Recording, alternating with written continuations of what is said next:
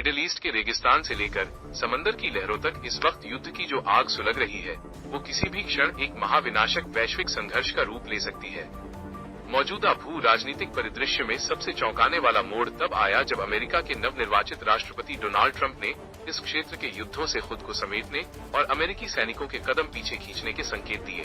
Trump की America first नीति के तहत युद्धों को खत्म करने की प्राथमिकता ने उन देशों की नींद उड़ा दी है जो सीधे तौर पर तो युद्ध में नहीं थे, लेकिन इस अशांति का सबसे बड़ा खामियाजा भुगत रहे हैं।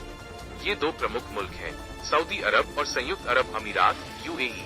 इन दोनों देशों का मानना है कि ट्रंप का हाथ खींचना ईरान को और अधिक आक्रामक होने का खुला मौका देगा। सऊदी अरब और यूएई इस समय गहरे गुस्से और हताशा में हैं, क्योंकि उनका मानना है कि जब तक ईरान की सैन्य और परमाणु क्षमता को पूरी तरह जमींदोज नहीं किया जाता, तब तक खाड़ी क्षेत्र में शांति का सपना देखना बेमानी है। सऊदी अरब की इस आक्रामकता के पीछे हाल के महीनों में हुए वे जख्म हैं, जो ईरान समर्थित ताकतों या खुद ईरान द्वारा दिए गए हैं। सऊदी के सबसे महत्वपूर्ण सैन्य अड्डों में से एक प्रिंस सुल्तान एयरबेस पर हुआ ईरानी हमला इसका ताजा उदाहरण है, जहां अमेरिकी वायुसेना के एक KC-135 KC-135 टैंकर विमान के नष्ट होने और कई सैनिकों के घायल होने की खबरें आई हैं। इससे पहले दुनिया की सबसे बड़ी तेल रिफाइनरी अरामको पर हुए ड्रोन और मिसाइल हमलों ने सऊदी अर्थव्यवस्था की रीढ़ पर चोट की थी। वहीं संयुक्त अरब अमीरात भी सुरक्षित नहीं रहा है। यूएई के अल्फ्रा एयरबेस पर दागी गई बैलिस्टिक मिसाइलों और ऊर्जा के बुनियादी ढांचों पर हुए हमलों ने ये साफ कर दिया है कि ईरान अब किसी भी हद तक जाने को तैयार है। यही कारण है कि सऊदी क्राउन प्रिंस मोहम्मद बिन सलमान MBS ने व्यक्तिगत रूप से डोनाल्ड ट्रंप से संपर्क कर यह अपील की है कि अमेरिका इस जंग को बीच में न छोड़े, बल्कि ईरान पर हमलों की तीव्रता को और बढ़ाए। सऊदी अरब अब इस विकल्प पर भी गंभीरता से विचार कर रहा है कि क्या उसे इस युद्ध में सीधे तौर पर उतर जाना चाहिए, क्योंकि उसे लगता है कि केवल रक्षात्मक रुख अपनाने से उसकी संपत्तियों और संप्रभुता की रक्षा नहीं हो पाएगी। इस पूरे घटनाक्रम के केंद्र में ईरान का वो अडिग और खतरनाक रुख है जिसने अमेरिका को सीधे तौर पर ललकारा है।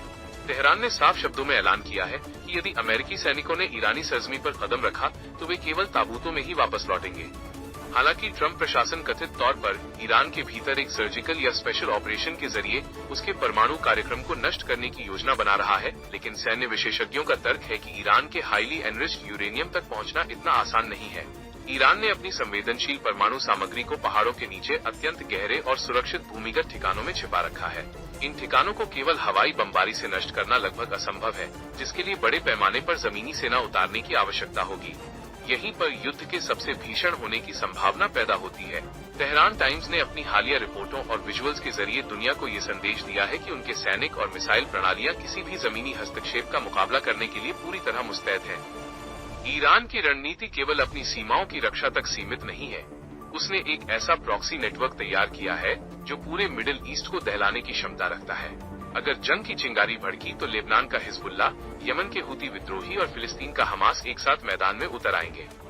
इसका प्रमाण तब मिला जब हाल ही में हूतियों ने दक्षिणी इसराइल पर बैलिस्टिक और क्रूज मिसाइलों की बौछार कर दी। इन हमलों ने न केवल इसराइल के सैन्य ठिकानों को निशाना बनाया, बल्कि अंतर्राष्ट्रीय समुद्री व्यापारिक मार्गों जैसे कि लाल सागर को भी असुरक्षित बना दिया है।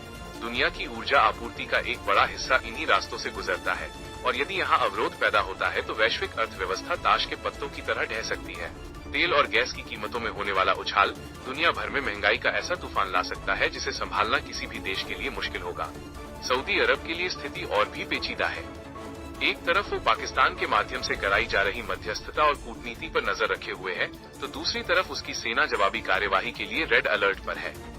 सऊदी प्रेस और अधिकारियों ने ट्रंप प्रशासन को चेतावनी दी है कि वे ईरान को बीच रास्ते में अधूरा न छोड़ें। ट्रंप ने हालांकि अपने चिर परिचित अंदाज में सऊदी को चेताया है कि उन्हें अमेरिका के प्रति विनम्र रहना होगा, लेकिन पर्दे के पीछे सऊदी अरब अपने विकल्पों को तेजी से तलाश रहा है। यदि कूटनीति फेल होती है तो रियाद अपनी विशाल सैन्य शक्ति का उपयोग सीधे ईरान के खिलाफ कर सकता है। वहीं ईरान ने भी गल्फ देशों को डराना शुरू कर दिया है। ईरानी राष्ट्रपति मसूद पेजेशकियान ने गल्फ सहयोगियों को साफ कहा है कि यदि उन्होंने अपनी जमीन का इस्तेमाल अमेरिका या इजराइल को हमले के लिए करने दिया तो ईरान उनके आर्थिक केंद्रों और बुनियादी ढांचों को तहस नहस करने में संकोच नहीं करेगा। दुबई जैसे वैश्विक व्यापारिक केंद्रों पर ईरानी हमलों का खतरा अब वास्तविक लगने लगा है, जहां ईरान ने पहले ही अमेरिकी ठिकानों को निशाना बनाने का दावा किया है। मिडिल ईस्ट इस समय एक ऐसे मोड़ पर है जहां एक छोटी सी गलतफहमी या एक गलत फैसला तीसरे विश्व युद्ध की नींव रख सकता है। अमेरिका का पीछे हटना, सऊदी का आक्रामक होना और ईरान का करो या मरो वाला रुख, ये तीनों कारक मिलकर एक विनाशकारी समीकरण बना रहे हैं। ट्रंप की सौदेबाजी वाली राजनीति और ईरान की वैचारिक जंग के बीच लाखों मासूम जिंदगियां और वैश्विक स्थिरता दांव पर लगी है।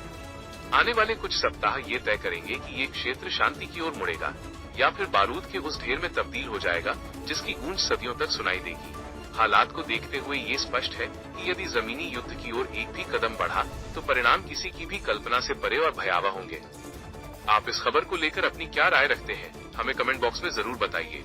ऐसी ही ताजा और अनसुनी खबरों के लिए अननोन न्यूज अपडेट चैनल को सब्सक्राइब करना न भूलें।